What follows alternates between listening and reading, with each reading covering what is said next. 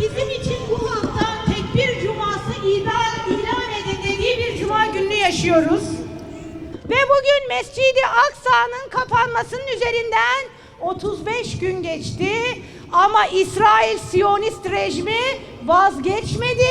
Çıtayı bir daha yükseltti ve İsrail cezaevlerinde, zindanlarında olan 12.000 Filistinli mahkumun idam kararını onayladı.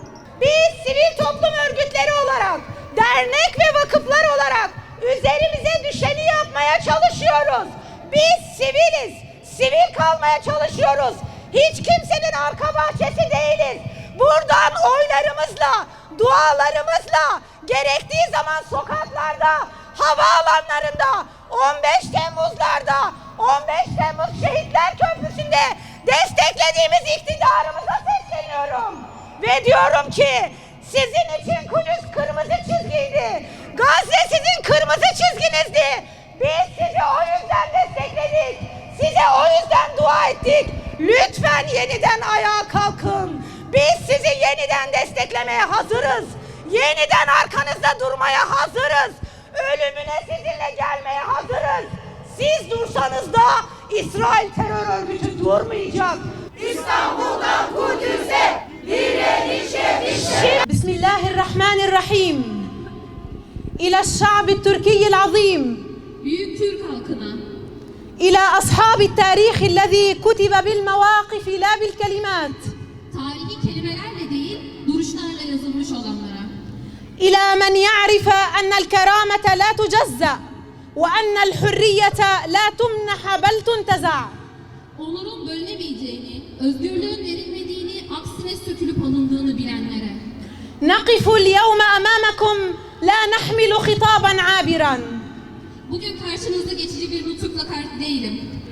Bel nahmilu veca'a şa'bin ve savta âlâfil esrel Filistiniyyin.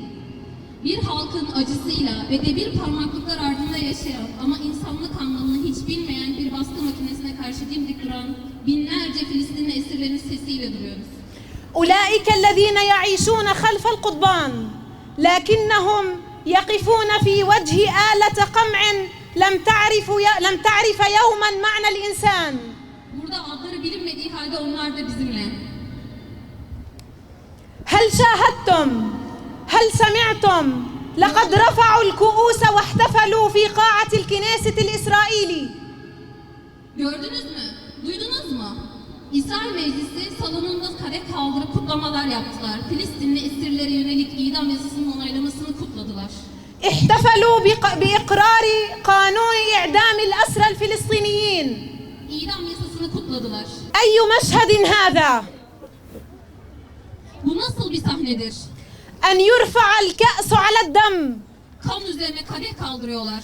أن يتحول الموت إلى قرار تشريعي، Ölüm yasamanın kararına dönüşmesi. أن يصبح القتل قانونا والاحتفال به فعلا سياسيا مشروعا. Öldürmenin bir kanun, kutlamasının ise meşru bir siyasi eylem haline gelmesi. هذا ليس قانونا، Bu bir kanun değildir. هذا إعلان لسقوط أخلاقي كامل Bu tam bir ahlaki çöküşün ilanıdır. وانزلاق من فكرة العدالة إلى منطق الانتقام.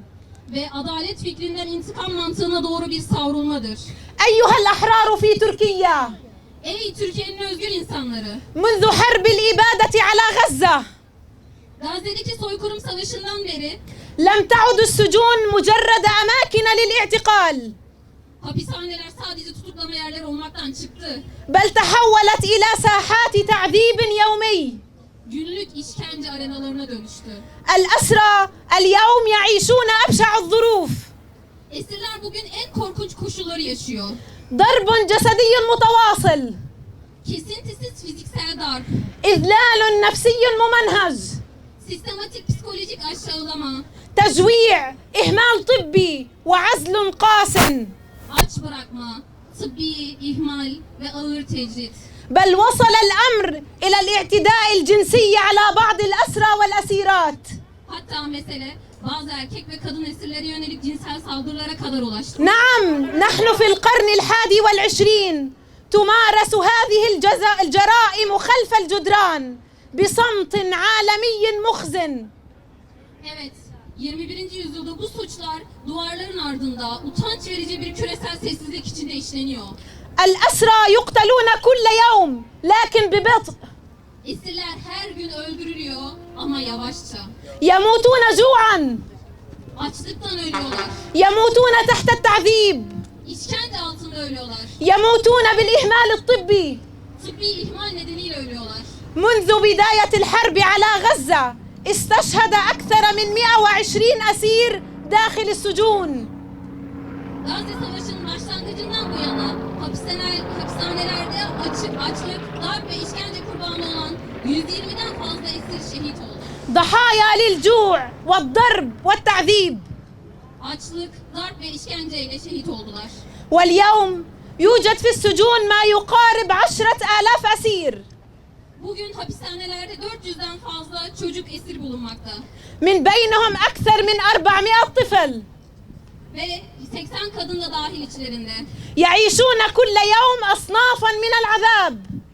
Yaklaşık 10.000 esir bulunuyor ve her gün türlü işkencelere maruz kalıyorlar. أي عدالة هذه؟ Bu nasıl bir adalettir? أي قانون هذا الذي يشرعن الموت؟ Ölümü yasallaştıran bu nasıl bir kanundur? اليوم لم يعد الاحتلال يكتفي بقتل الأسرى ببطء، Bugün artık işgalci esirleri yavaş yavaş öldürmekle yetinmiyor. بل قرر أن يحول الموت إلى قرار رسمي، Ölümü resmi bir karara bağladı. إلى قانون يصفق له داخل البرلمان. Parlamentoda alkışlanan bir kanuna dönüştürmeye karar verdi. أيها الشعب التركي العظيم، Ey Türk halkı! نحن لا نخاطبكم فقط لأنكم أصدقاء، Size sadece dost olduğunuz için değil, بل لأنكم أهل موقف، لأنكم أنصار للمظلوم وأهل للحق. bir duruş sahibi olduğunuz ve mazlumun yanında yer aldığınız ve hak ehli olduğunuz için hitap ediyoruz. ونسأل بصوت عال: Ve yüksek sesle soruyoruz. أين العالم الذي يتغنى بحقوق الإنسان؟ İnsan haklarından dem vuran dünya nerede? أين العالم الذي يتحدث عن الديمقراطية؟ Demokrasiden bahseden dünya nerede? أين هذا العالم الذي رفض يوما انضمام تركيا إلى الاتحاد الأوروبي بحجج تتعلق بالديمقراطية وحقوق الإنسان؟ Bir zamanlar demokrasi ve insan hakları nedeniyle Türkiye'nin Avrupa Birliği'ne katılımını reddeden bu dünya, bugün tüm dünyanın göz önünde yasallaşan ve kutlanan bir idam yasası karşısında neden sessiz kalıyor? بينما يقف اليوم صامتا أمام قانون إعدام يشرع ويحتفل به على مرأى العالم كله، أي نفاق هذا وأي ازدواجية للمعايير؟ Bu ne biçim bir ikiyüzlülüktür? Bu ne biçim bir çifte standarttır? أيها الأحرار، Ey özgür insanlar! إن صمت العالم ليس حيادا، Dünyanın sessizliği tarafsızlık değil, بل تواطؤ واضح. açık bir suç ortaklığıdır. من هنا نوجه رسائلنا الواضحة Buradan net mesajlarımızı gönderiyoruz.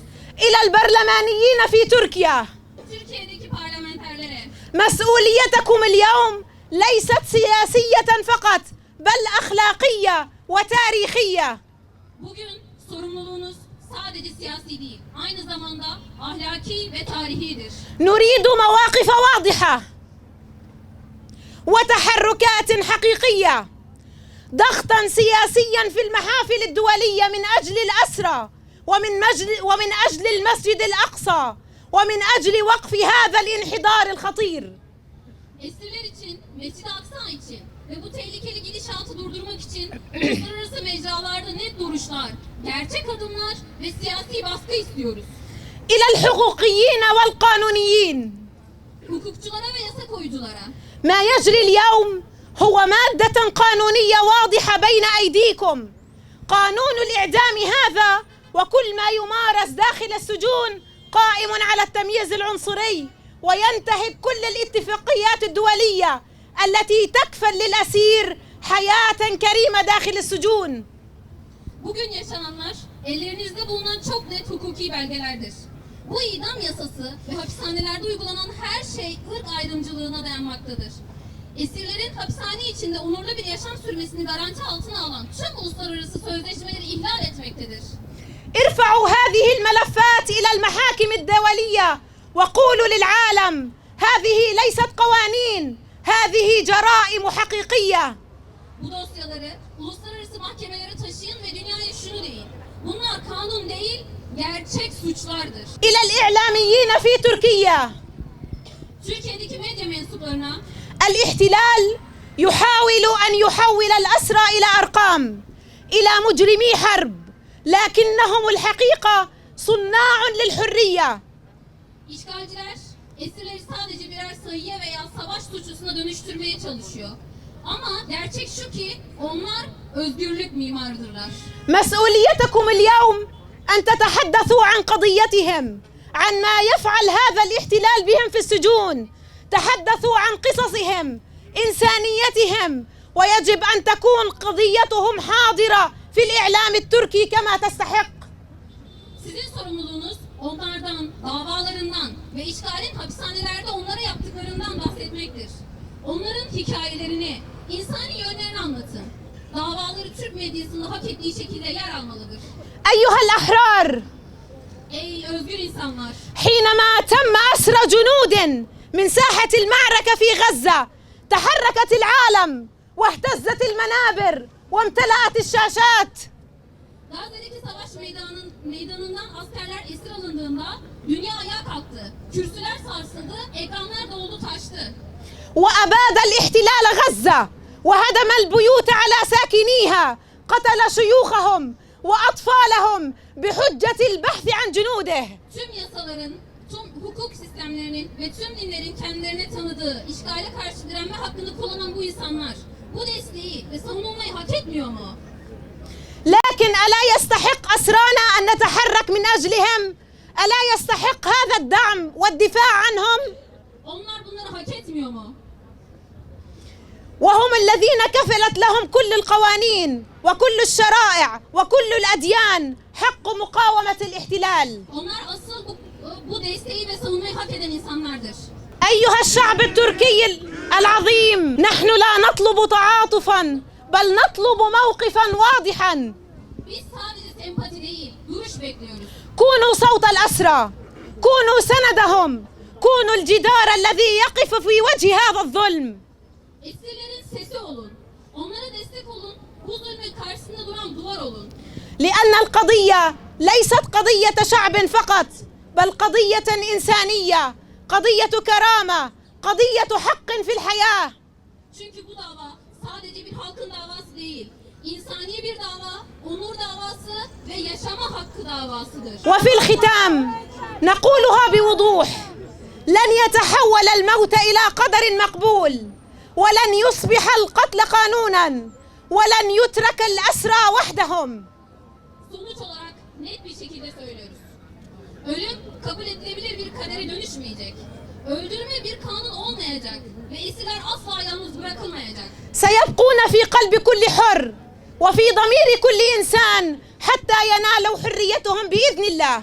Özgürlüklerine kavuşana kadar her özgür insanın kalbinde ve her insanın vicdanında yaşamaya devam edecekler. Bismillahirrahmanirrahim. وأفضل الصلاة وأتم التسليم على محمد بن عبد الله وعلى آله ومن والاه واتبع هداه إلى يوم الدين. جمعتكم مباركة بالصلاة على النبي وأحييكم بتحية الإسلام. السلام عليكم ورحمة الله وبركاته. أحيي هذه الجموع الغفيرة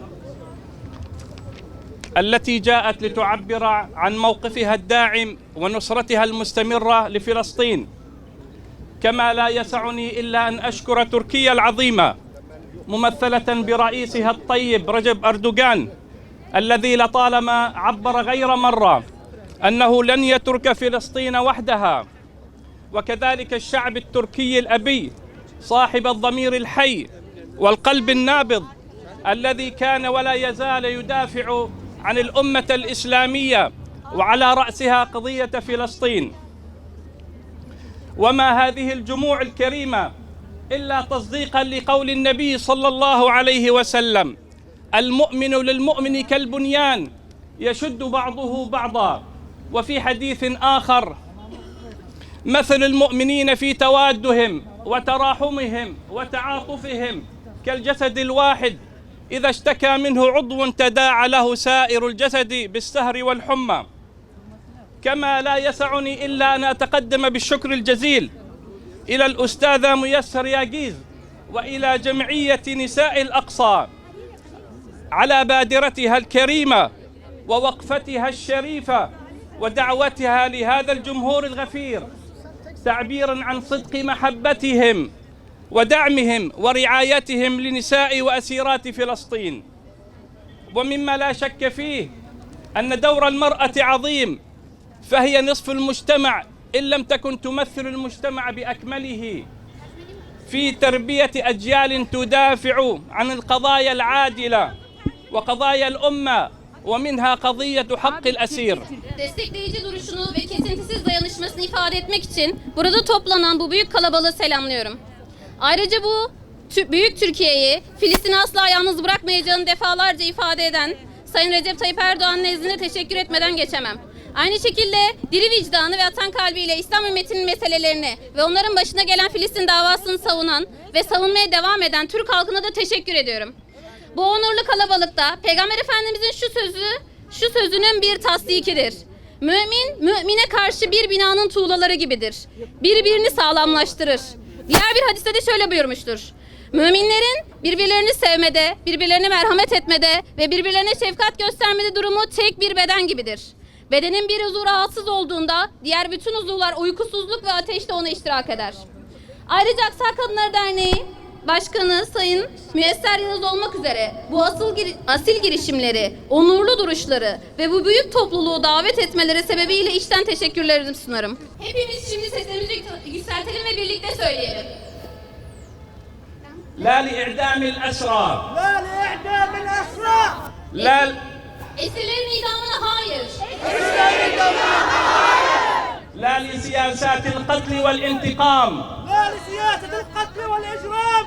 Öldürme ve intikam politikalarına hayır. نعم للحرية. نعم للحرية. نعم للعدالة. نعم للعدالة. نعم للحياة.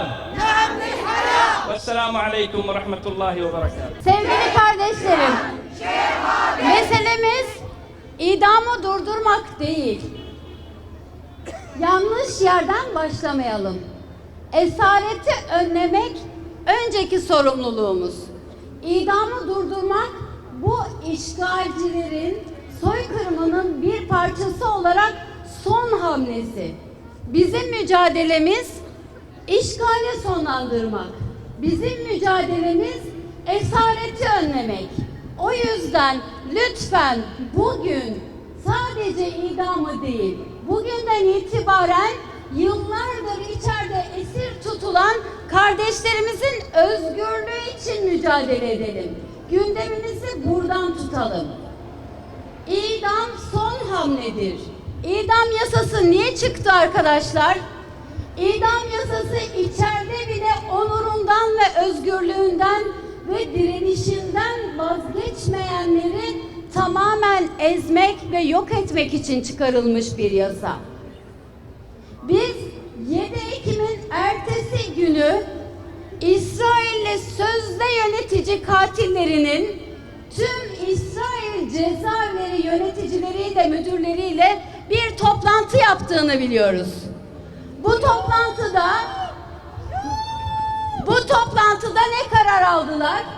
Bu toplantıda tüm cezaevlerinde tutulan, tutma yerlerinde, istihbarat merkezlerinde tutulan tüm Filistinlilerin onurlarını kıracak şekilde onlara eziyet etme kararı aldılar.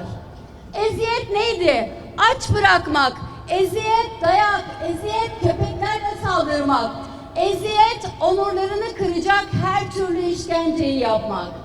Ve 8 Ekim'den bu yana içeride yıllardır tutulan, yani 7 Ekim'de hiçbir alakası da olmayan tüm esirlere, hangi sebeple içeride olursa olsunlar, tüm Filistinlilere korkunç bir işkence başladı. 8 Ekim'den bu yana her gün, her saat işkence yapılıyor. Takaslardaki esirleri gördünüz. Nasıl bırakılmışlardı? Ne halde bırakılmışlardı? İşte cezaevlerindeki gerçekler bu. Yemek yok, her türlü eziyet var.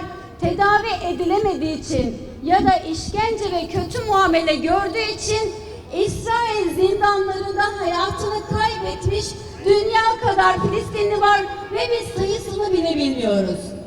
Meselemiz ciddi, meselemiz ağır, meselemiz bizimle ilgili. Onların her biri bizim kardeşlerimiz. Onların her biri bizim insanımız. Hüsam Ebu Safiye doktordu. Sadece insan olarak doktorluğunu yaparken esir alındı. Biz içeride tutulanların sivil insanlar olduğunu, haksız yere esir alındıklarını çok iyi biliyoruz. Gelin bugün size bir teklifim var. Oturun telefonunuzun başına, bütün sivil toplum kuruluşlarını arayın. Onlara sadece idamı durdurmaktan bahsetmeyin. Onlara işgale karşı her gün daha fazla aktivite yapmakla, eylem yapmakla sorumlu olduklarını hatırlatın. Hepsini arayın, idam yasasına karşı tepki vermeye çağırın. Hepsini arayın, en son esir özgür oluncaya kadar eylem yapmaya çağırın.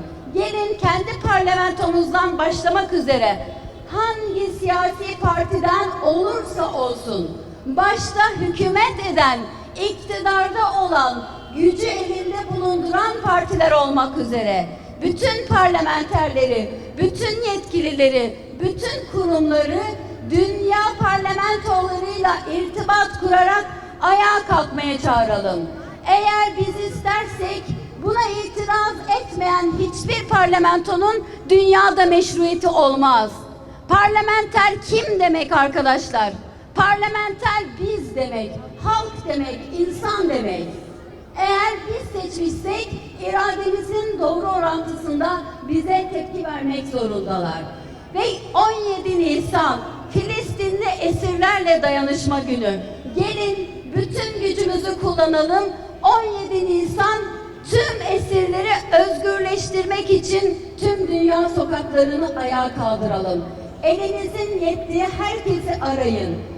Gücümüz yetmiyorsa da kardeşlerim, bu telefonlar şahitliğimizdir.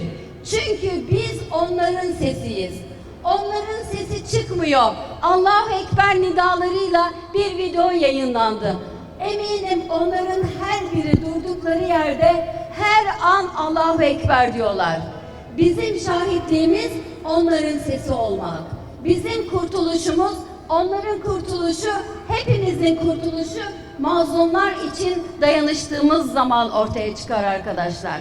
Elimizden her ne geliyorsa bütün imkanlarımızı seferber edelim. Güç sahiplerini, kuruluşları, kurumları, medyacıları, tüm köşe yazarlarını, tanıdığınız tüm sosyal medya fenomenlerini, herkesi esirlerin sesi olmaya davet edelim. 17 Nisan günü Türkiye'nin tüm şehirlerinde, hatta köylerinde herkes Hüsam Ebu Safiye ya da Berguti ya da ismini hiç duymadığımız gencecik kadın, çocuk, esirlerin sesi olmak için meydanlara toplayalım. Biz bunu başarabilir miyiz? Biz bunu başarabiliriz. Biz Mavi Marmara'yı yürütenleriz. Biz Somut filosunu yürütenleriz. Biz İsrail'in karşısında her şeye rağmen biz direnenleriz. Kadınları ayağa kalkan, kadınları çağrı yapan bir toplumda herkes ayağa kalkar arkadaşlar. Biz anneyiz, biz kadınız.